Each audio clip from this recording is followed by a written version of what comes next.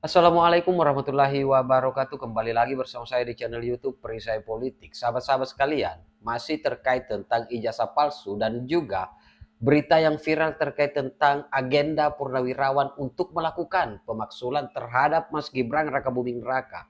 Kini ditanggapi serius oleh beberapa tokoh politik nasional yang kemudian membungkam narasi sesat, menskakmat, omon-omon yang kemudian disampaikan oleh para purnawirawan jenderal yang kemudian ingin memaksulkan Mas Gibran Rakabuming Raka dan juga Roy Suryo yang kemudian mencoba mencari pembelaan, mencari teman dengan menyampaikan pernyataan bahwa dia sangat mendukung agenda mantan purnawirawan jenderal untuk memaksulkan Mas Gibran Rakabuming Raka. Nah, sahabat-sahabat sekalian, sebelum kita lanjut ke videonya, saya mengajak sahabat-sahabat untuk menekan tombol like, subscribe, dan share. Dan tak perlu berlama-lama, kita simak videonya berikut ini. Izin untuk mulai hari ini juga menyuarakan bahwa saya sangat mendukung juga upaya pemakzulan yang dilakukan. Waduh, cari kawan si Rick Panci nih ya guys ya. Keputusan Mahkamah Konstitusi pasangan Prabowo Gibran sebagai Presiden dan Wakil Presiden terpilih periode 2024-2029. Jika ada pihak yang masih belum puas dan legowo dengan keputusan MK tersebut, kami menghimbau untuk tidak mengorbankan kepentingan rakyat yang lebih besar. Rakyat menginginkan agar negaranya damai, rukun, bersatu, adil, maju, dan sejahtera. Menurut saya, Prof,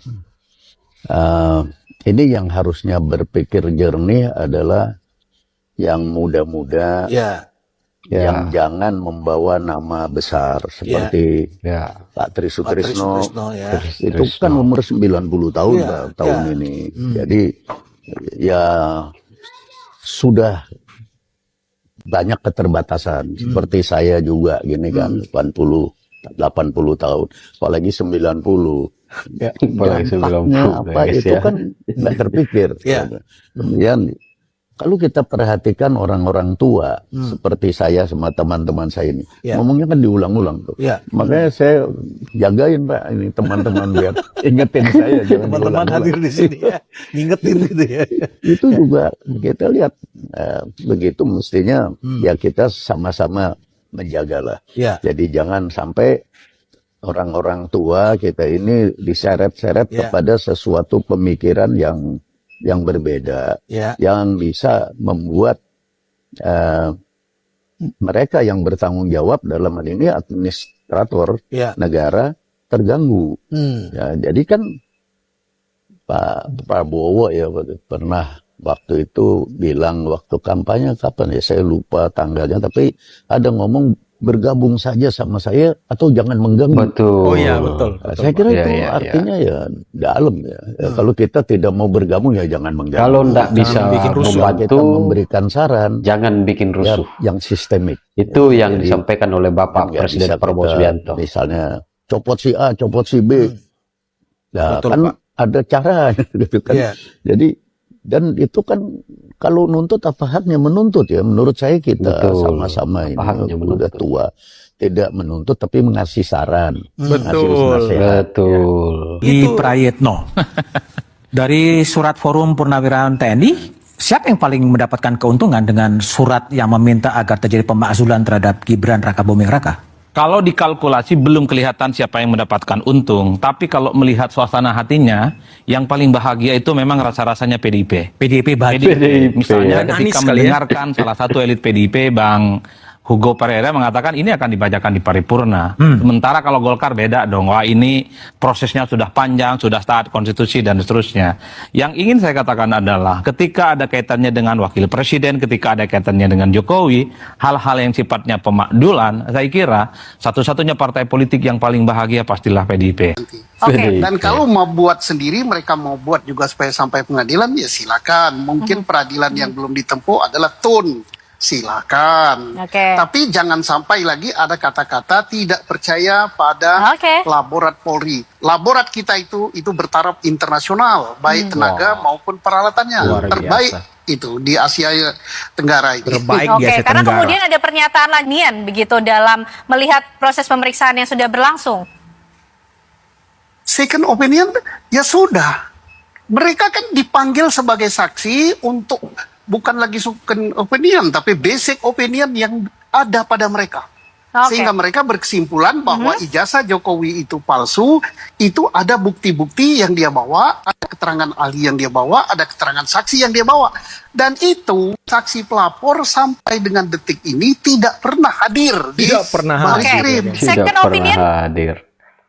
Pakar pertanyakan Rismon yang belum pernah pegang dan teliti ijazah Jokowi, tapi bisa menuding palsu. Rismon Sianipar kembali mengungkapkan analisisnya soal ijazah Presiden RI ke-7 Joko Widodo, Jokowi. Rismon Sianipar diketahui saat ini terseret dalam pusara polemik ijazah Jokowi, di mana dia menjadi salah satu orang yang dilaporkan kuasa hukum Presiden ke-7 tersebut. Terungkap jika ahli digital forensik itu tidak pernah meneliti ijazah fisik Jokowi. Tetapi, ini dia mengaku ahli selama ini abal-abal meneliti ini, Pak. ijazah lewat foto ijazah yang diposting akun media sosial X, Dian Sandi Utama.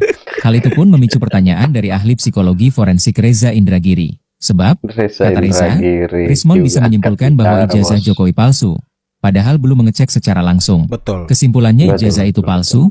Bagaimana mungkin bisa sampai simpulan ijazah palsu? Bang Rismon sendiri mengakui kan Bang Rismon tidak pernah memegang ijazah Jokowi kan? Tanya Reza. Rismon lantas membeberkan niatnya hanyalah untuk memberi edukasi pada masyarakat. Waduh, Bahwa apa yang diklaim di edukasi. medsos Dian Sandi ini ijazah Jokowi asli. Nampaknya baru omon-omon mengejar koruptor besar sampai ke Antartika. Dan Ini si omon-omon Bapak itu tua ini nggak pernah juga ya omon-omon berhenti bedes. untuk Nggak ada ngomong substansinya. hoax, Jokowi, ngomong geng Solo, provokatif. dan para ternaknya Aduh, tidak obat lembah. mustahil sedang Anda sudah merancang tua. senario Anda untuk sudah menggulung bau tanah. Prabowo. Menggulingkan Prabowo, dan tahun 2029 si pelongo-pelongo Terlalu jauh analisisnya, Mbak. presiden-presidenan.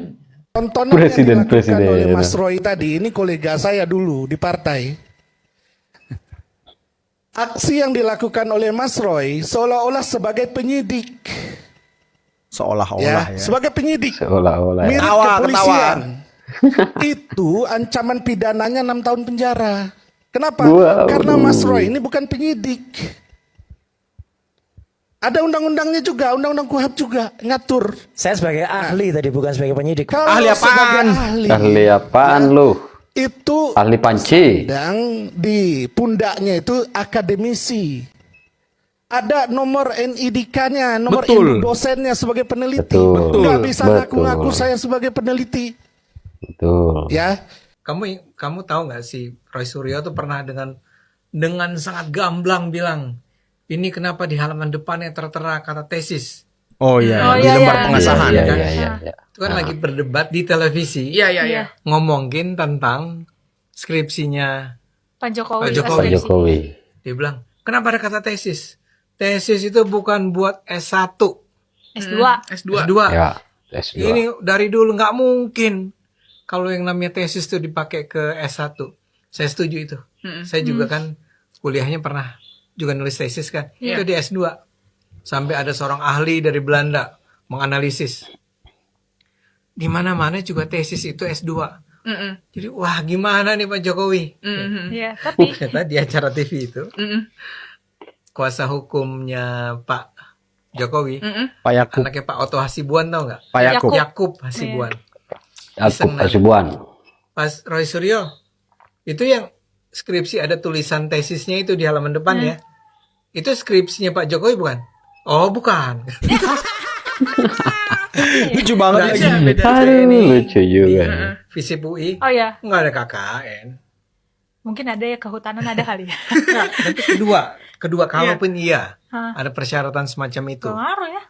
Ya terus apa kan yang sedang kita perdebatkan Ijazah. adalah Pak Jokowi itu benar lulusan Fakultas Kehutanan. UGM nggak? Iya kan?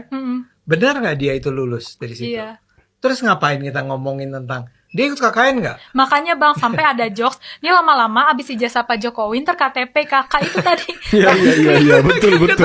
Ini buku nikah gitu kan. Betul. Nggak atau pernah ikut kuliah ini nggak berapa sering dia ikut kuliah itu? Ini kayak yang kalian nggak ikut kalau dia nggak nonton sih, nggak lihat sih ya, yang ada seorang profesor atau doktor dari Leiden yang mengomentari tentang ijazah Jokowi. Cuman dia itu memang bicaranya itu tidak atas dasar dia kan di Leiden di Belanda, dia nggak kesini jadi ya. Dia cuma ngandelin apa kata media yang menyebar di media. Ya. Terus dia itu misalnya bisa ngomong begini, nggak mungkin dong, atau payah sekali kalau sampai Pak Jokowi kehilangan ijazah S1-nya. Terus, iya kan, ijazahnya hilang gitu kan. Terus yang orang yang wawancara bilang, enggak sih, enggak hilang. Jadi saya luruskan, sebetulnya kata kuncinya itu bukan Anda kontra atau oposisi terhadap petahana, bukan. Tapi apakah Anda berprestasi atau tidak? Itu. Nah, berprestasi atau tidak? Maksud Anda Anies dan Ganjar enggak berprestasi? Oh, enggak. Waduh, enggak berprestasi, Jo. Kan Mas Anies itu dari dia 2 tahun 3 tahun jadi gubernur. Kan jadi gubernur tahun berapa tuh? 2017 kan? 2017. Itu mungkin tahun kedua, tahun ketiga. Itu presiden terbodoh ya di Indonesia menurut Google. 2019, 2020 deh. Sudah mengatakan Mas Anies itu nggak akan menang. Maju iya, tapi kalau menang enggak. Betul ya guys ya. Barisan pembenci Roy Suryo CS dan juga Purnawirawan yang kemudian mencoba ingin memaksulkan Mas Gibran Rakabuming Raka ini semakin terpojok, bagaimana tidak. Kali ini Bung Henry Priyono yang kemudian menyindir keras Bang atau Mbak Tri Sutrisno yang kemudian sudah berumur 90 tahun, seharusnya tidak lagi bergelut menyebarkan berita hoax ataupun melakukan tindakan-tindakan yang kemudian bisa membuat gaduh Republik Indonesia ini. Mereka seharusnya sebagai orang tua, sebagai panutan, sebagai tauladan, memberikan nasihat ketika apa yang dilakukan oleh pemerintahan Bapak Presiden Prabowo Subianto dan juga Mas Gibran Rakabuming Raka kebijakannya tidak sesuai dengan apa yang menjadi kebutuhan untuk kesejahteraan rakyat di negara kesatuan Republik Indonesia. Dan juga yang lebih anehnya, Rizwan Syah yang kemudian mengatakan dirinya sebagai ahli digital forensik ternyata tidak pernah memegang ataupun melihat ijazah dari Bapak Joko Widodo. Yang mereka teliti adalah ijazah yang kemudian diupload di akun X, di akun Twitter. Lalu kemudian itu yang dia teliti sehingga mengatakan bahwa ijazah Pak Jokowi adalah ijazah palsu. Nah, sahabat-sahabat sekalian, saya kira demikian konten kali ini. Bagaimana respon sahabat-sahabat sekalian? Tinggalkan di kolom komentar. Terima kasih. Wallahul muwaffiq ila aqwamit thoriq. Wassalamualaikum warahmatullahi wabarakatuh. Salam waras, salam akal sehat, NKRI harga mati.